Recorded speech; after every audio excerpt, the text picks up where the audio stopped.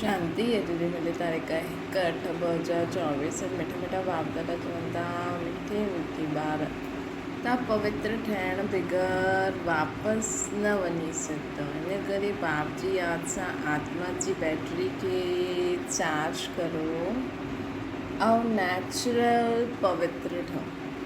Natural पवित्र जीअं त आत्मा खे विकार बुराई अपवित्रता जी अविद्या थी वञे त असांखे अभ्यास करिणो आहे। मां नेचुरल पवित्र आत्मा आहियां। प्रश्न आहे बाबा तव्हां ॿारनि खे घरु हलण जे खां पहिरियों बाबा तव्हां ॿारनि खे घरु हलण खां पहिरियों कहिड़ी ॻाल्हि सिखलाईंदा आहिनि? उत्तर आहे ॿार घरु हलण खां पहिरियों तव्हांखे जीते जी मरणो आहे। इन करे बाबा तव्हांखे पहिरियों खां ई देह जे भान सां परे वठी वञण जो अभ्यास कराईंदा आहिनि, अर्थात असांखे जीते जी मरण सेखारींदा आहिनि। मरण खां पोइ इहा देह सां न्यारो थी वेंदोसीं न। मथे वञणु माना मरण वञण ऐं अचण जो ज्ञान हाणे तव्हांखे मिलियो आहे। तव्हां ॼाणंदा असां आत्मा मथां खां आया आहियूं हिन शरीर द्वारा पाठ वॼाइण। असां असुल मथां जा रहण वारा आहियूं। हाणे हुते ई वापसि वञणो त रोज़ु अभ्यास करो। मां अवतरित आत्मा आहियां। ओम शांति। पंहिंजी खे आत्मा सम्झी बाप खे यादि करण में कोई तकलीफ़ न आहे। गुटको न खाइणो, हिनखे चइबो आहे सहज यादि। पहिरियों पंहिंजी खे आत्मा ई सम्झणो आहे। आत्मा ई शरीर धारण करे पाठ वॼाईंदी आहे। संस्कार बि सभु आत्मा में ई रहंदा आहिनि। आत्मा त इंडिपेंडेंट आहे न। बाप चवंदा आहिनि पंहिंजी खे आत्मा सम्झी मूंखे यादि करो, मुझ बाप खे यादि करो। इहे नॉलेज हाणे ई असांखे मिलंदी आहे, पोइ न मिलंदी। असां पंहिंजे खे ऐं बाप खे हाणे ई ॼाणंदा आहियूं। तव्हांजी पूरी रीति तव्हांजो इहे शांति में वेहण दुनिया न ॼाणंदी आहे। हिनखे चइबो आहे नेचुरल शांति। असां आत्मा मथां खां आया आहियूं हिन शरीर द्वारा पाठ वॼाइण। असां आत्मा असुल मथां जा रहण वारा आहियूं। इहा बुद्धि में ज्ञान आहे। बाक़ी हिन में हठयोग जी कोई ॻाल्हि न आहे, बिल्कुलु ई सहज आहे। हाणे असां आत्माउनि खे घरु वञिणो आहे, परंतु पवित्र ठहिण बग़ैर घरु कोई हली न सघे। पवित्र थियण जे लाइ परमात्मा बाप खे यादि करिणो आहे। यादि कंदे कंदे पाप मिटिजी वेंदा। पाप मिटिजी वेंदा त पवित्र ठहींदासीं। हिन में तकलीफ़ जी त कोई ॻाल्हि न आहे न। तव्हां पैदल करणु वेंदा आहियो त बाप जी यादि में रहो। हाणे ई यादि सां पवित्र ठही सघंदा आहियूं। हाणे ई यादि सां पवित्र ठही सघंदा आहियूं। हुते उहा त आहे ई पवित्र दुनिया। मथे त आहे ई पवित्र दुनिया। हुते हुन पावन दुनिया में न ज्ञान जी कोई दरकार न रहंदी आहे। छोकी हुते कोई विक्रम थींदो ई न आहे न। हुते हुन पावन दुनिया में न ज्ञान जी दरकार आहे न, चाहे मथे चाहे सतयुग में। श्री हुते विक्रम थींदो ई न आहे। हिते यादि सां विक्रम विनाश थींदा आहिनि। उते त तव्हां पैदल हलंदा आहियो जीअं हिते हलंदा आहियो, पोइ थोरो थोरो हेठि उतरंदा आहियो। ईअं न कि हुते बि तव्हांखे इहो प्रैक्टिस करणी आहे। प्रैक्टिस हाणे ई करणी आहे। किथे परमधाम सतयुगी दुनिया में। सतयुगी दुनिया में बि असां पैदल त हलंदासीं न, लेकिन हुते यादि जी प्रैक्टिस न करणी आहे। बैटरी हाणे चार्ज करणी आहे, पोइ आहिस्ते आहिस्ते बैटरी डिस्चार्ज थियणी ई आहे। बैटरी चार्ज थियण जो ज्ञान हाणे हिकु ई बार असांखे मिलंदो आहे। बैटरी चार्ज थियण जो ज्ञान हाणे हिकु ई बार असांखे मिलंदो आहे। सतो प्रधान खां तमो प्रधान ठहिण में तव्हांखे केतिरो समय लॻंदो आहे। शुरू खां वठी करे कुझु न कुझु बैटरी कमु थींदी वेंदी आहे। सतयुग खां मूल वतन में असां आत्मायूं आहियूं। शरीर त आहे न, त नेचुरल उतरणु अर्थात बैटरी कमु थियण जी ॻाल्हि ई न आहे। मोटर जॾहिं हलंदी तॾहिं त बैटरी कम थींदी वेंदी न। अॼुकल्ह मोटर बि बैटरी सां हलनि थियूं न। मोटर खड़ी थी वेंदी त बैटरी थोरी चालू हूंदी। मोटर जॾहिं हले तॾहिं बैटरी चालू थींदी, पर मोटर में बैटरी चार्ज थींदी रहंदी आहे। लेकिन तव्हांजी बैटरी हिकु ई बार हिन समय चार्ज थींदी आहे। असांजी आत्मा रूपी बैटरियूं 5000 साल में हिकु ई बार चार्ज थींदियूं आहिनि। तव्हां पोइ जॾहिं हिन शरीर में कर्म कंदा आहियो, पोइ थोरी बैटरी तव्हां जॾहिं हिन शरीर सां कर्म कंदा आहियो, पोइ थोरी बैटरी कम थींदी वेंदी आहे धीरे धीरे। पहिरियों त सम्झाइणो आहे कि उहो सुप्रीम फादर आहे जंहिंखे सभु आत्मायूं यादि कंदियूं आहिनि। हे भॻवान चई करे उन बाबा खे यादि कंदियूं आहिनि न। उहो बाप आहे, असां सभु ॿार आहियूं। हिते तव्हां ॿारनि खे सम्झाइबो आहे बैटरी कीअं चार्ज करणी आहे। भल घुमो फिरो बाप खे यादि करो त सतो प्रधान ठही वेंदो। कोई बि ॻाल्हि न सम्झो त पुछी सघंदा आहियो। मतिलबु हर कर्म कंदे हुए असांखे बाप जी यादि में रहणो आहे ताकी असांजी बैटरी चार्ज थींदी वञे। आहे बिल्कुलु सहज। 5000 वर्ष पोइ असांजी बैटरी डिस्चार्ज थी वेंदी आहे। बाप अची करे सभिनि जी बैटरी चार्ज कंदा आहिनि। विनाश जे समय सभु ईश्वर खे यादि कंदा आहिनि। सम्झो बाढ़ थी त बि जो भक्त हूंदा उहो भॻवान खे यादि कंदा, परंतु हुन समय भॻवान जी यादि अची न सघंदी आहे। मित्र संबंधी धन दौलत ई यादि ईंदो आहे। भले हे भॻवान चईंदा आहिनि, परंतु उहो बि चइणो मात्र चईंदा आहिनि न। बाढ़ में अगरि पूरो परिवार जो परिवार पाणी में डूबंदो हुजे त भॻवानु यादि ईंदो। हुन ख़ुदि खे बचाइणो, हुनखे बचाइणु यादि ईंदो। घर जी सभु चीजूं यादि ईंदियूं। अरे मुंहिंजो मोबाइल पाणी में डूबी वियो है न, त इन करे बाबा चईंदा आहिनि न, चेक करो किथे किथे असांजो लॻाव आहे कि अंत समय सम्झो बाढ़ बि अची वई, भूकंप बि अची वियो, बिजली बि किरी पई त मूंखे केरु यादि ईंदो? मोबाइल, टीवी, मुंहिंजी कोई फेवरेट चीज़ यादि ईंदी या बाबा यादि ईंदो या संबंधी यादि ईंदा। असां उन्हनि जा ॿार आहियूं, इहे त ॼाणंदा ई न आहिनि न। सिर्फ़ु चइण मात्र चईंदा आहिनि हे भॻवान। उन्हनि खे सर्वव्यापी जो उल्टो ज्ञान मिलंदो आहे। बाप अची करे सुल्टो ज्ञान ॾींदा आहिनि। भक्ति जी डिपार्टमेंट ई अलॻि आहे। भक्ति में ठोकर खाइणियूं हूंदियूं आहिनि। ब्रह्मा जी राति सो ब्राह्मणनि जी राति, ब्रह्मा जो ॾींहुं सो ब्राह्मणनि जो ॾींहुं। ईअं त न चईंदासीं न शूद्रनि जो ॾींहुं शूद्रनि जी राति। इहे राज बाप ई सम्झाईंदा आहिनि। श्री ब्रह्मा जी आत्मा ई पहिरियों हिन सृष्टि ते आई हुई ऐं अंत ताईं रहंदी आहे। इहा बेहद जी राति ॾींहुं आहे। हाणे तव्हां ॾींहं में वेंदा आहियो, राति पूरी थी वई। इहा अक्षर शास्त्रनि में आहे न। ब्रह्मा जो ॾींहुं ब्रह्मा जी राति चईंदा आहिनि न, परंतु ॼाणंदा न आहिनि। तव्हांजी बुद्धि में हाणे बेहद में हली वेंदी आहे। ईअं त देवताउनि खे बि चईंदा आहिनि विष्णु जो ॾींहुं विष्णु जी राति। छो जो विष्णु ऐं ब्रह्मा जो संबंध बि बाबा सम्झायो अथई। त्रिमूर्ति जो ऑक्यूपेशन छा आहे ॿियो त कोई सम्झी न सघे। हाणे त भॻवान खे कच्छ मच्छ व जनम मरण जे चक्कर में खणी ईंदा आहिनि न। भॻवान राधे कृष्ण आदि बि मनुष्य आहिनि, परंतु उहो दैवी गुण वारा आहिनि। हाणे तव्हांखे अहिड़ो ठहिणो आहे, ॿिए जन्म में देवता ठही वेंदव। हाणे असां वठूं था 84 जन्मनि जो बि हिसाबु किताबु हुयो, उहो हाणे पूरो थी वियो, पोइ वरी रिपीट थींदो। हाणे तव्हांखे इहा शिक्षा मिले थी न। बाप चईंदा आहिनि मिठे मिठे ॿार पंहिंजे खे आत्मनिश्चय करो। चईंदा बि आहियूं असां पाठदारी आहियूं, परंतु असां आत्मा आहियूं न। मथां खां कीअं ईंदियूं आहिनि इहे न सम्झंदा आहिनि। पंहिंजे खे देहदारी ई सम्झी वठंदा आहिनि। असां आत्मा मथां खां ईंदा आहियूं, पोइ कॾहिं ईंदा आहियूं? उहो मथां माना मथे वञणु मतिलबु मरणु, शरीर छॾणु। मरण केरु चाहींदो आहे? इहे त बाप चईंदा आहिनि तव्हां हिन शरीर खे भुलिजंदा वञो। जीते जी मरण बाबा असांखे सिखलाइनि था न, जो ॿियो कोई सिखलाए न सघे। तव्हां आया ई आहियो पंहिंजे घर वञण लाइ।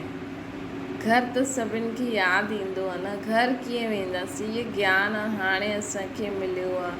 तव्हांजो हिन मृत्यु लोक जो इहे अंतिम जन्म आहे। वञणु त चाहींदा आहिनि, लेकिन जॾहिं समय ईंदो आहे न, तॾहिं माण्हुनि जो सभु कुझु यादि ईंदो आहे। त चेक करो, अमरलोक सत्युग खे चइबो आहे न। हाणे तव्हां ॿारनि जी ॿुधी में आहे असां जल्दी जल्दी घर वञूं।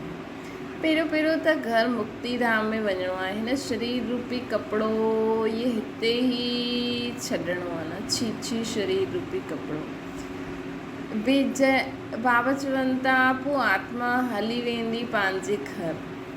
जीअं हद जे नाटक जा एक्टर्स हूंदा आहिनि न, नाटक पूरो थियो त कपिड़ा हुते ई छॾे करे घर जा कपिड़ा पाए पंहिंजे घर वेंदा आहिनि। तव्हां बि हिते इहो चोलो छॾे सत्युग में हिते चोलो छॾे छॾंदव।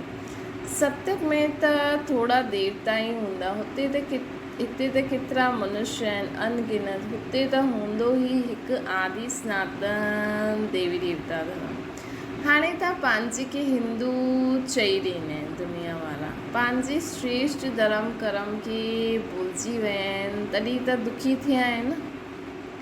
सत्युग में तव्हांजो श्रेष्ठ कर्म धर्म हुयो, हाणे कलयुग में धर्म भ्रष्ट आहे। बुद्धि में ईंदो आहे कि असां कीअं किरंदा आहियूं। हाणे त बेहद जो बाप जो परिचय, हाणे कलयुग में धर्म भ्रष्ट थी विया आहिनि। बुद्धि में ईंदो आहे कि असां कीअं किरिया आहियूं। हाणे तव्हां बेहद जे बाप जो परिचय ॾींदा आहियो। बेहद जो बाप ई अची करे नई दुनिया स्वर्ग रचंदा आहिनि। चईंदा आहिनि मनमना भव। इहे गीता जा अक्षर आहिनि। सहज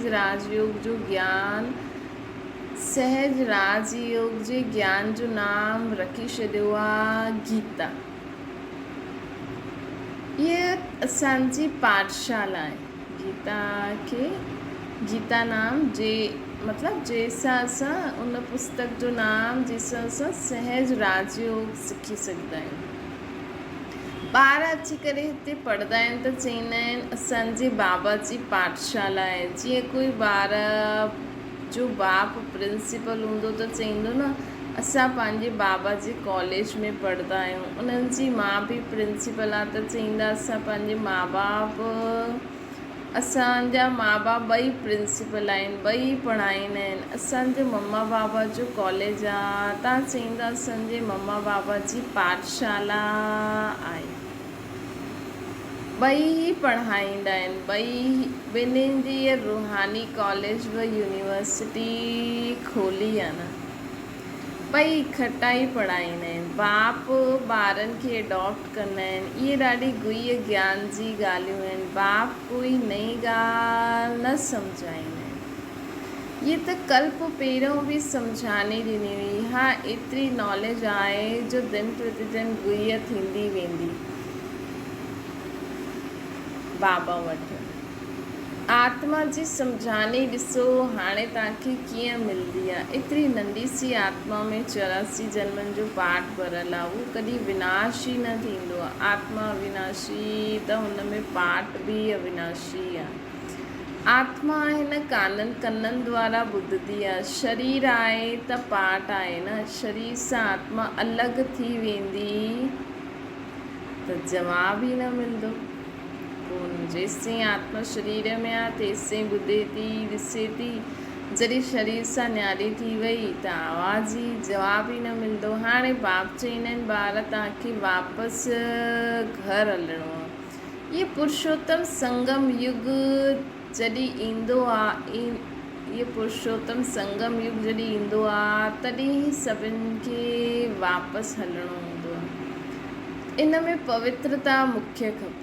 सभी आत्माउनि खे पवित्र त ठहिणो ई आहे न। पहिरियों बाबा चवनि था शांतिधाम में त पवित्र आत्मायूं ई रहंदियूं आहिनि। शांतिधाम सुखधाम ॿई आहिनि पवित्र धाम। हुते शरीर न आहे, आत्मा पवित्र आहे। हुते बैटरी डिस्चार्ज न थींदी आहे मथे।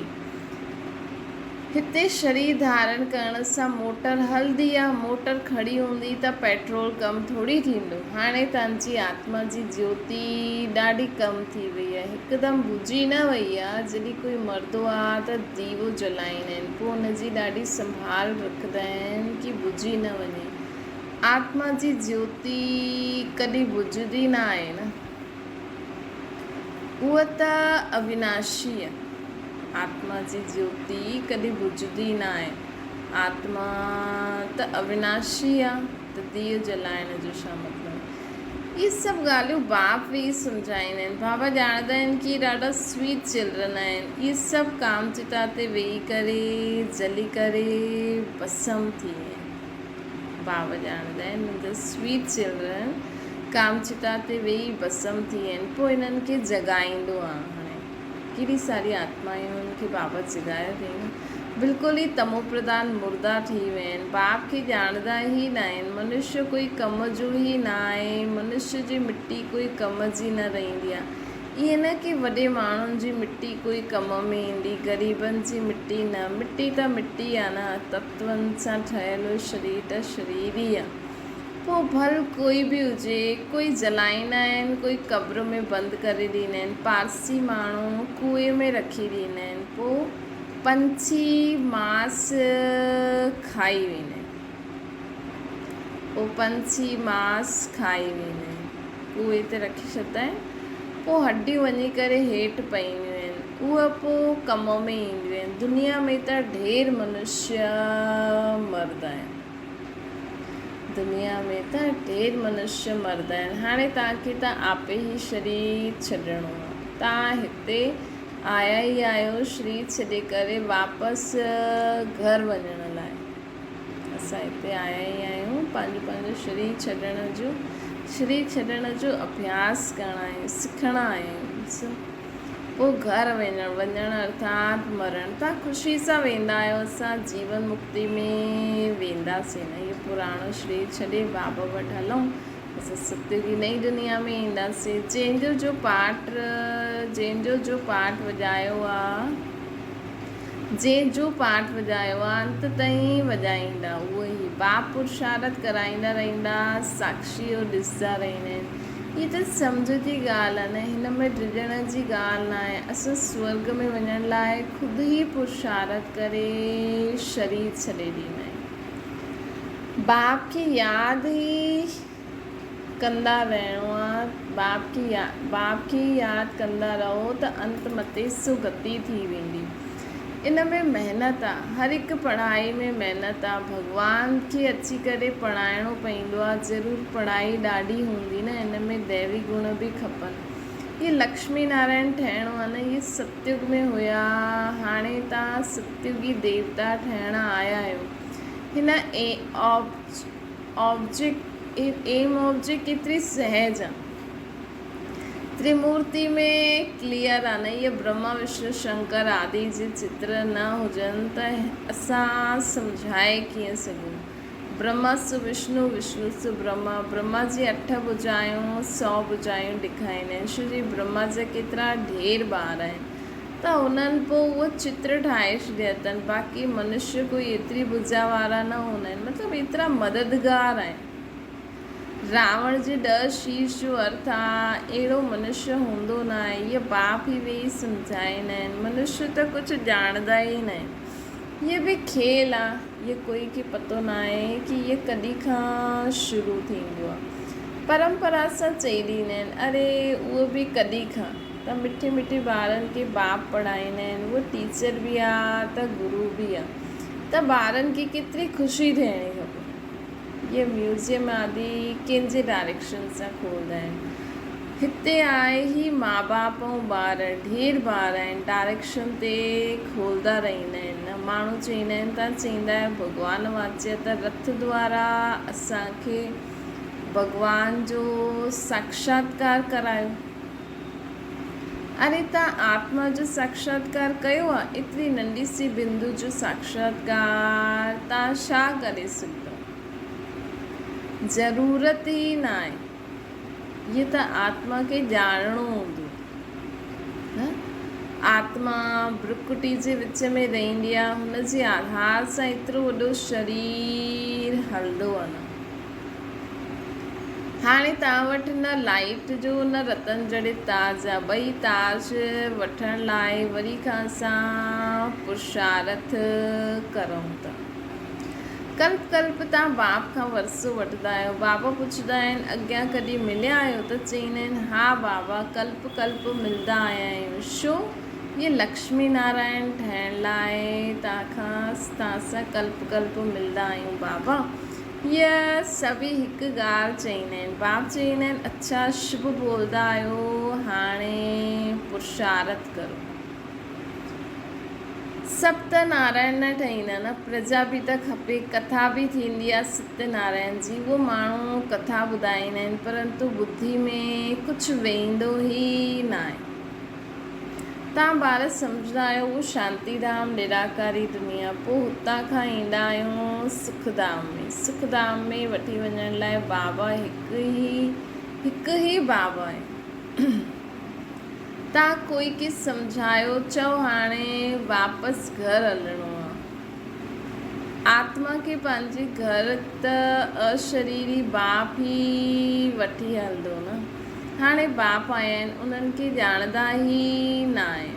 बाप चईंदा आहिनि मां जे तन में ईंदो आहे न, उन्हनि खे बि न उन्हनि खे बि न ॼाणंदा आहिनि, मतिलबु ब्रह्मा खे बि न ॼाणंदा आहिनि। रथ बि त आहे न, हर हिकु रथ में आत्मा प्रवेश कंदी आहे। सभिनि जी आत्मा भ्रुकुटी जे विच में रहंदी आहे न। बाप अची करे भ्रुकुटी जे विच में वेहंदा आहिनि।